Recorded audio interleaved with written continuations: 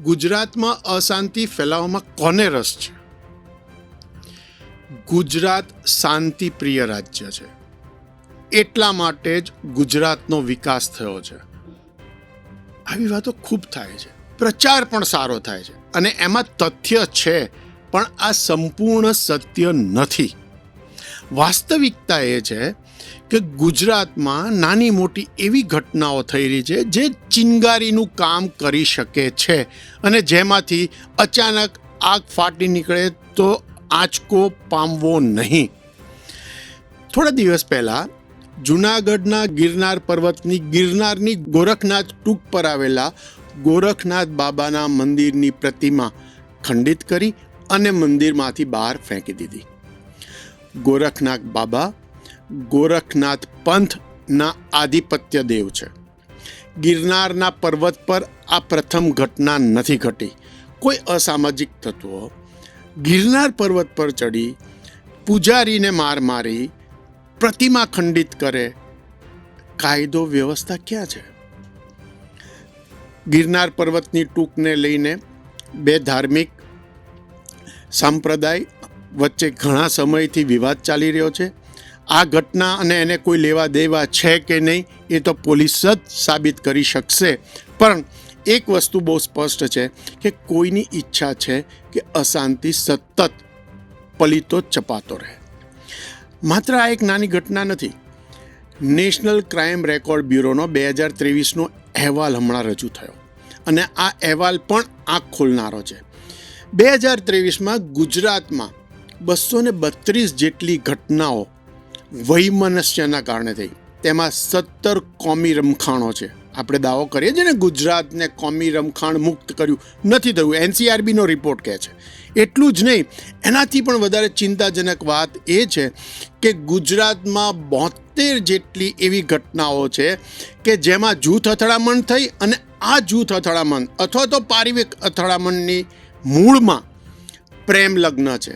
આ બહુ સીધું સાદું સાબિત કરે છે કે ગુજરાતમાં અસહિષ્ણુતા વધી રહી છે. જે ગુજરાત એક સમયે સહિષ્ણુ રાજ્ય કે જેણે પારસી સમાજને પર્શિયામાંથી આવેલા અને અપનાવ્યા, એ ગુજરાત સમાજ હવે અન્ય સમાજ અન્ય જ્ઞાતિને એમાં સમાવવા તૈયાર નથી. આ ઘટના બહુ સીધી સાદી રીતે સાબિત કરે છે કે ગુજરાતમાં કાયદોને વ્યવસ્થા કથળી રહી છે. જ્યારે સમાજમાં એકતા ખંડિત થતી હોય, સહિષ્ણુતા તૂટતી હોય, ત્યારે સરકાર અને પોલીસની જવાબદારી વધી જાય છે. લાગી એવી રહ્યું છે કે ગુજરાતમાં સરકારની કડક ઇમેજ નથી. સમાજ હવે બધું પોતાના હાથમાં લઈ રહ્યું છે. પોલીસ જાણે કે મૂક પ્રેક્ષક બની છે. આ લાંબો સમય નહીં ચાલે. ગુજરાતની છબી ખરડાતા વાર નહીં લાગે. આ માટે સરકારે કડક થવું પડશે. સામાજિક જે ભાવનાઓ છે એને ક્યાંય ને ક્યાંય વગર કાયદે સામાજિક સહિષ્ણુતા વધારી અને નિયંત્રણમાં લેવાની જરૂર છે.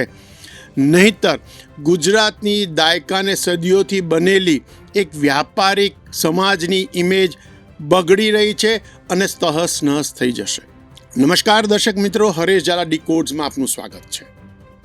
ગુજરાતની સદીઓથી ખૂબ જ સારી ઇમેજ છાપ સમગ્ર વિશ્વમાં છે કે ગુજરાતી સમાજ એ વેપારી સમાજ છે.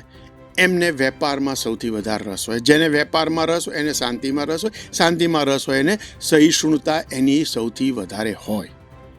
પરંતુ આ ઇતિહાસ લાગે છે કે ધીરે ધીરે ધીરે ધોવાઈ રહ્યો છે. થોડીક ઘટનાઓ એવી બની છે જે ચિનગારી હોય એવું અણસાર આપી રહી છે. જેમ કે ગિરનાર પર્વત પર ગોરખનાથ ટૂંક પર 3 દિવસ પહેલાં ગોરખનાથ બાબાની પ્રતિમા ખંડિત કરવી, પ્રતિમાને મંદિરમાંથી ઉખાડી બહાર ફેંકી દેવી. આરોપ છે 4 અસામાજિક તત્વો ઉપર. અસામાજિક તત્વો ગિરનારની ગોરખનાથ ટૂંક સુધી જાય અને પ્રતિમા ખંડિત કરે. મતલબ કે અસામાજિક તત્વોને ગુજરાત પોલીસનો સહેજ પણ ડર નથી. આપણે ગમે તેટલી સરકાર મોટી ડંફાસો મારે કે અમે કોઈને છોડતા નથી, પણ અમે કોઈને રોકતા નથી, એ આ ઘટના સાબિત કરે છે. અને સૌથી મોટી ઘટના એ છે કે વારંવાર ગુજરાતમાં સનાતન ધર્મનું અપમાન થાય અથવા સનાતન ધર્મીઓની સહિષ્ણુતાની પરીક્ષા વારંવાર થઈ રહી છે. અને દર વખતે સરકાર તરફથી એટલું જ જાણવા મળે છે કે અમે કોઈને છોડીશું નહીં. છોડવાનો વારો ત્યારે આવે જ્યારે કોઈ ઘટના થાય અને તમે પકડો નહીં. સવાલ એ છે કે ઘટના ઘટે કેમ છે? પોલીસ શું કરે છે? સરકાર શું કરે છે? જો ગુજરાતની પોલીસની છાપ નબળી પડતી હોય તો સરકાર શું કરે છે? કેમ સરકાર પોલીસને ચાબુક મારી એની છાપ સુધારવા માટે દંડો ઉપાડતી નથી અને કામે લગાડતી નથી? ગિરનારની જે ઘટના ઘટી છે એ ઘટના નથી. છેલ્લા થોડા વર્ષોમાં ગુજરાતમાં સનાતન ધર્મનું અપમાન થાય તેવું એક સંપ્રદાયના સાધુએ અનેક વખત પ્રયત્ન કર્યા છે. અને જ્યારે જ્યારે આવી ઘટના થઈ છે ત્યારે આ સંપ્રદાય સામે કે એના સાધુઓ સામે પગલાં લેવાની જગ્યાએ હિન્દુવાદી પક્ષ જે સત્તામાં છે તેણે બેલેન્સિંગ એક્ટની ભૂમિકા ભજવી છે. સામાન્ય રીતે અગર જો બીજો કોઈ સંપ્રદાય કે ધર્મવાળા હોત તો સરકારની કાર્યવાહી, પોલીસની કાર્યવાહી અલગ પ્રકારની હોત, પણ આમાં એ કરી શકતું નથી. કારણ કે સરકારને મત પણ જોઈએ છે અને પૈસા પણ જોઈએ છે.